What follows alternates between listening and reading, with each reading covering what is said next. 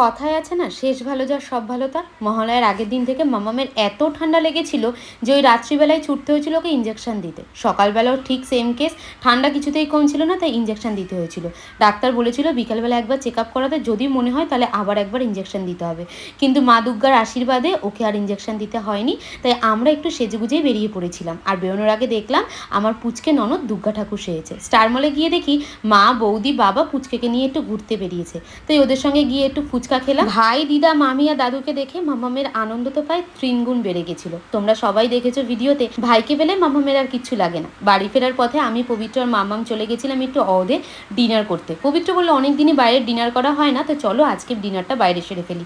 বেশি কিছুই খাইনি, শুধু একটু বিরিয়ানি আর একটা লাইম জুস খেয়ে বেরিয়ে পড়েছিলাম। প্ল্যান ছিল অনেক কিছুই, তবে মামামের হঠাৎ শরীর খারাপ হওয়ার কারণে কিছুই করতে পারলাম না। তবে ওর যে শরীরটা সুস্থ হয়ে গেছে মা দুর্গার আশীর্বাদে, এটাতেই আমি খুশি। তো আজকের মতো চলি, দেখা হবে খুব শিগগিরই। টাটা, ভালো থেকো।